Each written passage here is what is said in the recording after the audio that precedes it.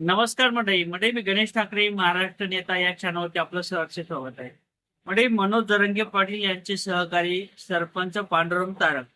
Sarpanch Pandurang तारककडे 30 acre जमीन आली कुठून?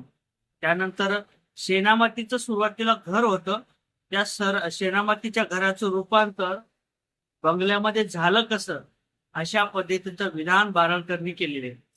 आता हा बारळकर तुम्हाला आठवत असेल की मनोज जरंगे पाटील यांचं उपोषण ज्यावेळेस झालं, मनोज जरंगे पाटील ज्यावेळेस अंतरवाली सराटी या ठिकाणी उपोषणाला बसले होते, त्या ठिकाणी तुकारामाचा निरोप घेऊन आलेलं अशा पद्धतीचं विधान या बारळकरनी केलं होतं.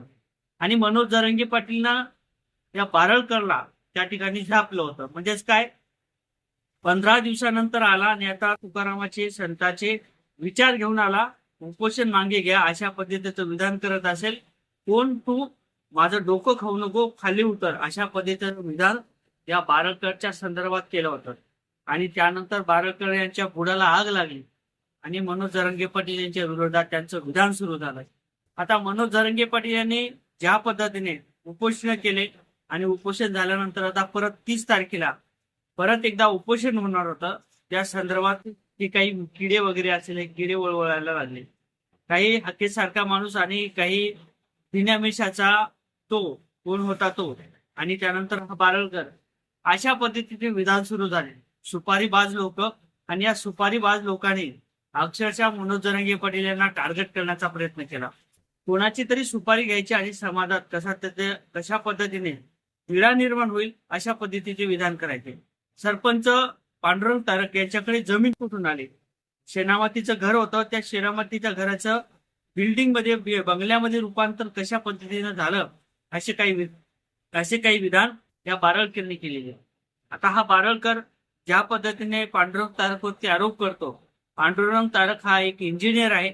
त्याच्या शेतामध्ये अनेक मराठा समाजाने ड्रॅगन फ्रूट सुद्धा खाल्ले असेल, त्यानंतर तुम्ही मोसंबी असे जे काही बाग असतील ते सुद्धा बघितले असेल. आणि जो काही पांडुरंग तारक यांचा बंगला आहे तो आजकालचा नाही, जवळपास 2019च्या आधीवरचा आहे. अशा पद्धतीचं काही माहिती पांडुरंग तारक यांनी दिलेली. एकंदरीत काही तर बारळकर सारखा माणूस मनोज जरंगे पाटील यांचे जे काही सहकारी असतील, पांडुरंग तारक किंवा अनेक जे काही सहकारी असतील त्याच्यावरती आरोप करतो, ते बिनबुडाचे आरोप आहेत.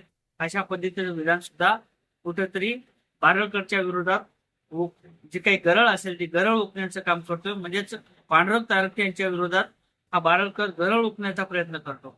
त्याला कुठेतरी थारा मिळत नाही, कोणी बिस्किट टाकत नाही, म्हणून अशा पद्धतीचे विधान कुठेतरी समोर येतात असं देखील बोलावं लागेल. आणि मनोज जरंगे पाटील हे काय आहेत, मराठा समाजाला चांगलंच माहिती आहे नेतृत्व काय आहे. आणि ठाम नेतृत्व जर नसतं तर मराठा समाज आजपर्यंत मनोज जरंगे पाटील यांच्या पाठीमागे राहिलाच नसता, असं देखील बोलावं लागणार आहे. या संदर्भात नेमकं तुम्हाला काय वाटतं, कमेंट करा.